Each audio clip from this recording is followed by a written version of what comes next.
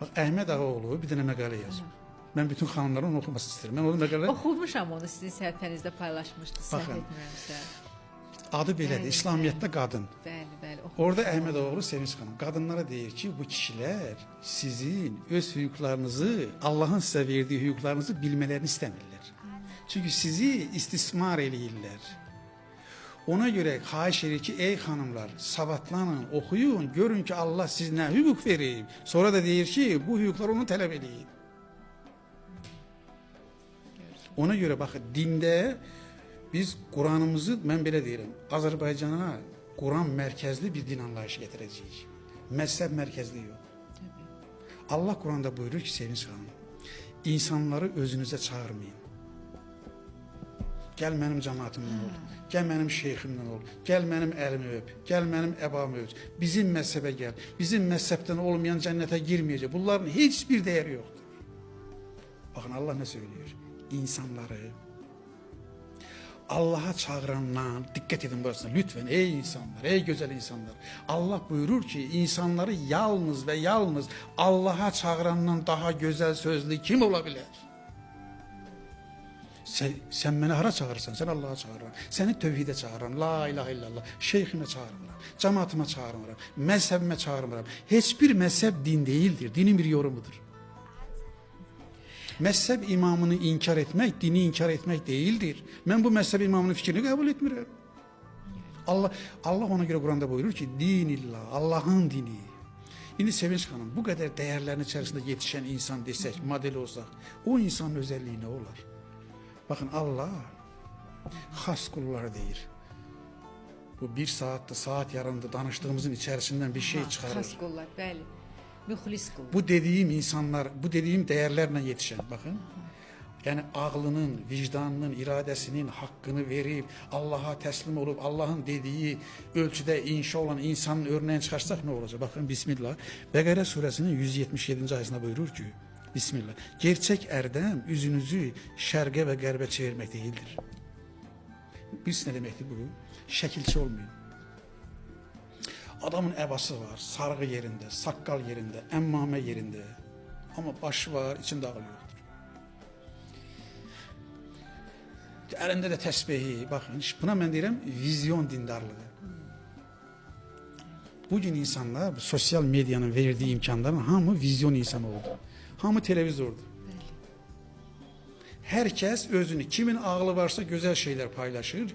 Ağlı olmayan da böyle hayırsız, faydasız, mənasız. Allah deyir ki, gösteriş insan olmayacaksınız. Falan kes dindardı. Niye? Sakkalı 20 santimetrdi.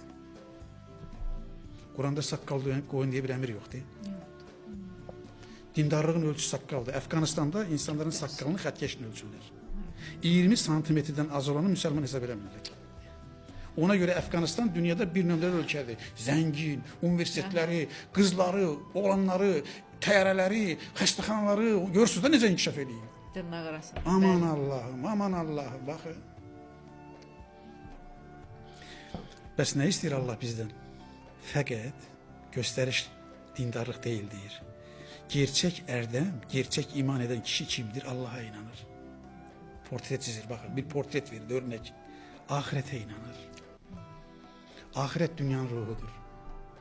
Ahiret olmasa bu dünyanın hiçbir anlamı kalmaz. İnsanın eşyadan hiçbir fark olmaz. İlahi adalet gerçekleşmez. 3. Meleklere inanır.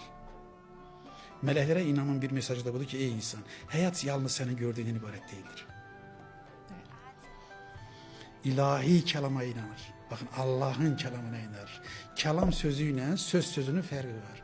Kavlun sözü de var Arap dilinde, kelamın sözü de. Kelam iz koyan sözdür. Şiir niye bu kadar kıymetli? Şiir iz koyar adamda. Beni candan usandırdı, cefadan yar usanmaz mı? Bakın Müşfik şiirinde sevdiği kıza ben seni severim demeyip, yine o bağ olaydı, yine yığışarak siz o bağa geleydiniz, yine komşu olaydık, arzuya bak sevgilim, tellerinden ince mi, söyle yüreğince. Bak bir tane de ben seni severim sözü yok. Bakın fikir verin, yine ne demektir? tekrar görmek isterim seni. Sevginin əlaməti nədir? Təkrarlanan şeydir. Sevən sevdiyini tekrar görmək istəyər. Baxın, bir sözlə möcüzə yaradım. Bu sözün təsir gücü ilə mən səni sevirəmin təsir gücü eynidir. Söz, kelam budur. Kelam birisi nədir? İnsanın içine işləyir. O güzel Kur'an okuyanlar var. Gerçekten insana çok tesir ediyor. Bəli. Bak fikir verin. Sonra ne söylüyor? Sevdiceğim. Kimdir Allah'ın inşa ettiği adam? Peygamberlere inanacaksın. Allah Resulları Allah'ın ölçüleridir. Yani en güzel örnekleridir. Bakın dikkat edin burasına. İman sadece nezeri bir şey değildir. Bakın biz atalarımız bile bir söz diyor. Diyor ki o dolon yerden tüstü çıkar. Yani bir insanda iman varsa onun tüstüsü var. Onun emelde göreceksiniz onu. Bakın emel ve iman bağı var arasında. Ben seni sevirəm demek çok asandır. Ben de diyelim delilin nedir? Allah diyor ki sen bana inandığını iddia edirsən. Delilin nedir? Delilin deyir budur bakın. Malı onu sevdiğine bakmayarak. İmanın ölçüsünü koyup Allah. Yakınlara, ihtiyacı olan yakınlara, yetimlere, yoksullara, yolda kalmışlara, isteyenlere, azatlığı elinden alınmışlara verirsense senin imandır, böyle imandır. Allah ona layık işaresi koyuyor, ürək işaresi koyuyor. Bakın sonra ne söylüyor? Namazı istikametle kılırsansa. Ekimüs salat deyir. Ekimüs salat birisi ne deyir? Namazı dikeldin. Yıkılıp namaz deyir. Bugün Azerbaycanlıların namazı yıkılıp. Necə yıkılıp? Namazı kılır, namazındaki kıldığından haberi yoktur.